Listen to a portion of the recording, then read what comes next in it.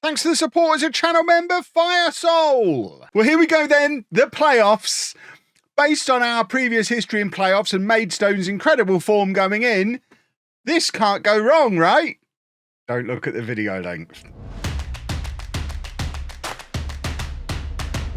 Hello and welcome to part 71 of Wembley to Wembley. I'm Kevin. Coming up on today's episode, it is Playoff O'Clock. Since you were last with me, our rivals today, our opponents today, Gloucester, have played their first round of the playoffs. The way the playoffs work at this level is you have 6 teams go into it rather than the usual 4. And then 7th plays 4th, 6th plays 5th. The winner of those matches then go into play 2nd and 3rd in the semi-final, which is where we come in, having finished 2nd. So first round saw Gloucester win 4-3 against Ebbsfleet. Gloucester, by the way, in incredible form, which is always a lovely sign, including being one of several teams who beat Maidstone in the run-in like we did. So we've all got their number. Tunbridge beating Billericay. Tunbridge, of course, causing problems on the last day of the season as well, which leaves this as the semi-finals. We're at home against Gloucester. We get home advantage through being the team that finished 2nd, as do Maidstone for finishing 3rd, and then presumably we'll win comfortably, get through to the final and lose to Maidstone. That's the prediction. Let me know your predictions down in the comments section. This is the team. You know the team. It's the only team we're able to play. In fact, we've lost 2 players since the last episode as well. The backup goalkeeper we signed on loan, his loan ended, and one of our non-contract players just walked out to sign for relegated Farnborough, which kind of says it all, really. They are giving him 60 quid a week. He'd been with us a year and not earned a penny because he was on a non-contract and he never played a game. But this is the team for the Gloucester game, the semi-final.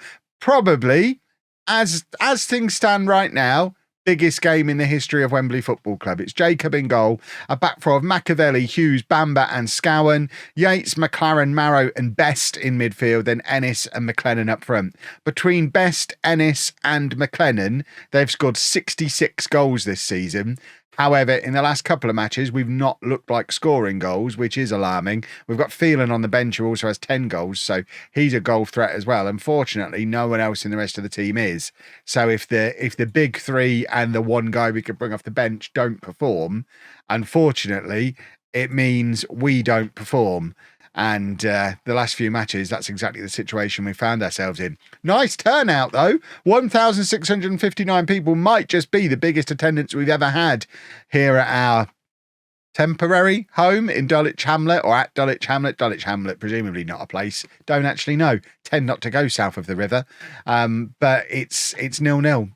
Early on, and it is Gloucester who've got the first highlight. It's a big, deep cross from a throw, and Tom Best is going to come away with the ball. Best is best, as we know, plays it forward to Ennis. Ennis with a lot to do from very deep. That's our target man who's come out onto the wing, but he crosses it into McLennan. It ends up coming to a guy in a green shirt. I've said it before and I'll say it many times again. I imagine I am red-green colourblind, so my commentary today is going to be a little bit hit and miss because I won't know who's got the ball until I see the name of here above them, especially because helpfully not only have we a red kit and a green kit, there's white trim on both the kits as well, so I can't even see which team's got white shorts on. Oh, neither of them. Excellent. Well, who's got the white socks? Oh, both of us. Who's got the white trim? Oh, both of us. So yeah, it's challenging. But Ennis has come out onto this right hand side again, trying to get a counter attack going. He's decided to just run the ball out for a throw in because it was the safer option. Goody gumdrops. 0-0 still. We haven't looked that lively in these early moments of the game, have we? Which is not ideal. McLaren trying to get the ball in midfield, but unfortunately gives it away. And Gloucester are on the counter attack with a lot of either red or green shirts chasing after them. Presumably they were our boys. Otherwise, there was a lot of them on the attack there.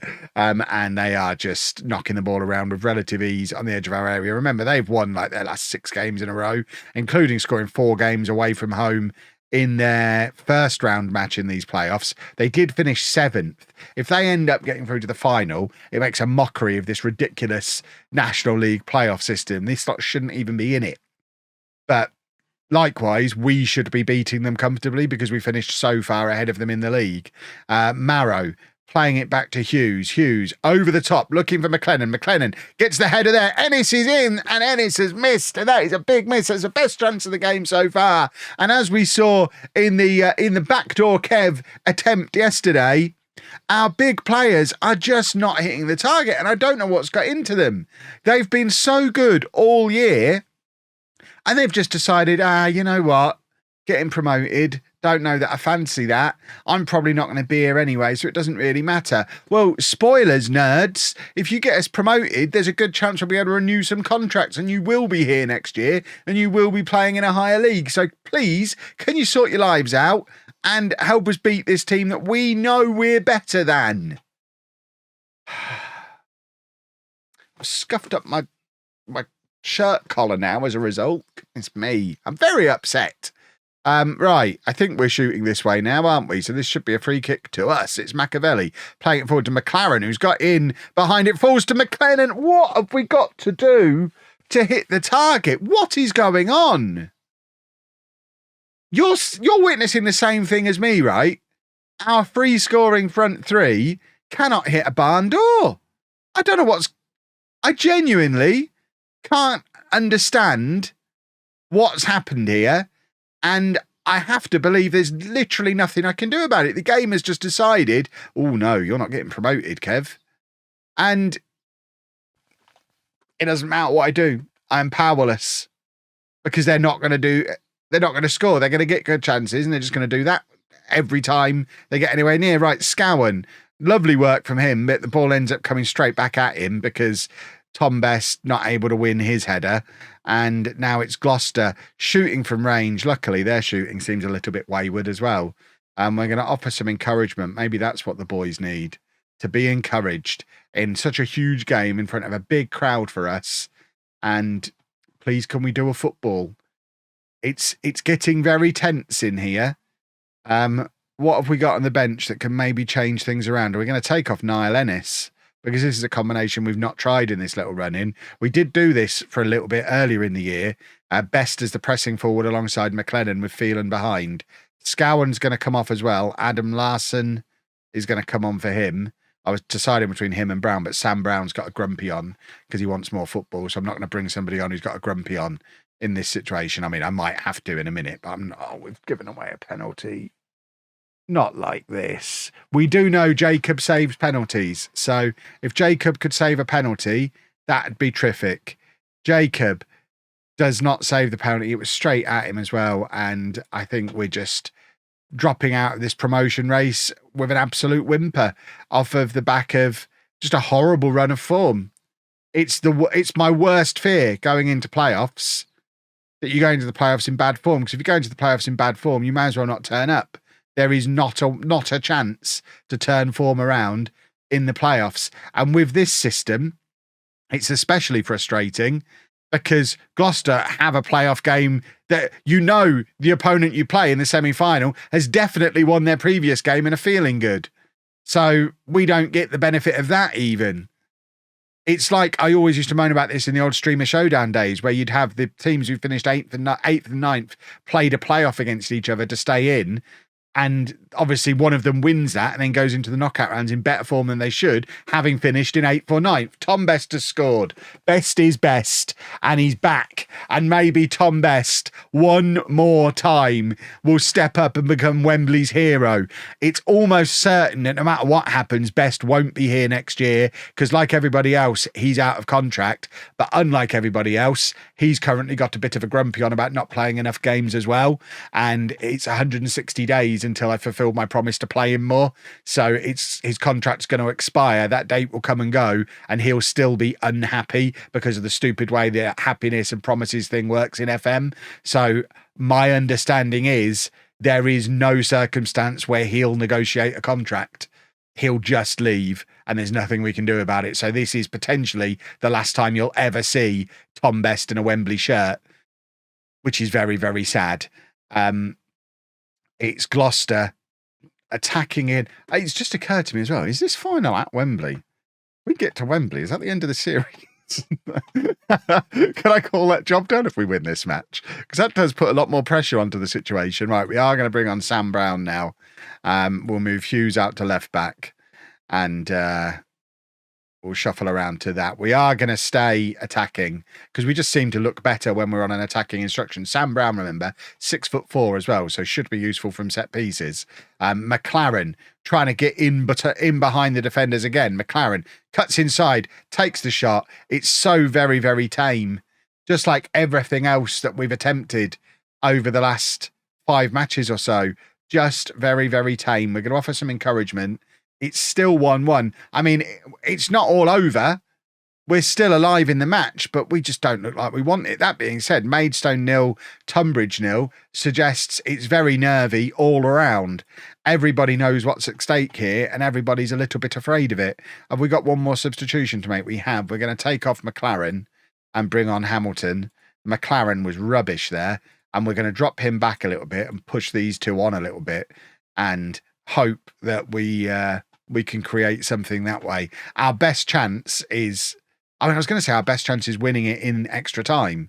But obviously we've got Jacob. We've got a proven penalty shootout specialist. So maybe that was the wrong decision based on how we've been playing and how poor our general attacking play has been recently. Maybe we should be shutting up shop and playing for the penalty shootout because we know we've got Jacob. But it's just, A, it's too risky, and B, it's just not my way. The day I decide to go defensive when the option to go attacking is there will be a sad day indeed. Yates has got in behind here but couldn't get past the final man to get the cross in. I don't know why Brown was so far forward. I mean, yes, he's playing as a wing back, but goodness me, be a little bit sensible about it. Bamba covering for him, looking for Best, but unfortunately Tom Best at 5'0" or whatever he is, not able to win the header. Hamilton using his muscle in midfield now. McLennan just needs to beat the last man. Don't just shoot from miles out. I don't know why he keeps doing it. 25 goals that man's scored this season. He looks like he's never kicked a football before. I don't know what's got into him. We're offering some more encouragement to the players. It's been very end-to-end, lots of chances created, very, very nervy. We're both, whichever team gets knocked out here will feel frustrated and hard done by in equal measure. Half-time and extra time, still 1-1. We're both massively underperforming our XG, which means our goalkeepers are going to feel pretty good going into a penalty shootout. But have we got one more Tom Best hero moment in potentially his final game for the club? Best with the cross, looking for McLennan. McLennan can't get there, but it falls to Hughes, who's now playing out of position at left back, of course. Hughes trying to wriggle past his man, finds Yates. McLennan once again not able to provide the finish. Hamilton is fouled, and we've got a set piece in a dangerous area with about 10 minutes of extra time to go. It wasn't good enough to even warrant being shown as a highlight, though. And we continue to drift towards a penalty shootout. It's still 0-0 in the other semi-final, and with 2 minutes of extra time remaining, we've not got the ball. We've got the ball again now, and now we've given it away again. This is like radio commentary, the amount of detail we're doing here. Cross comes in, and luckily the header is a wayward one, and it remains 1-1, and now we've got the final chance of the game, surely. I say we, but it's actually been one off us and headed back down the other end, but now we've got the ball again. Hughes lumps it over the top pretty aimlessly, but their goalkeeper thought he was going to handle it then. He doesn't seem to really know what he was going to do. Imagine if their keeper had got sent off just before the penalty shootout. That would have been extraordinary. Larson might be getting sent off here. It was judged to not be the last man. There's 10 seconds remaining and Gloucester have got a free kick. If they score from this, I am going to be sick in my mouth. And it will just be absolutely hideous. One of my Football Manager low points ever. So prepare for the episode to just end if it happens, and I'll see you tomorrow.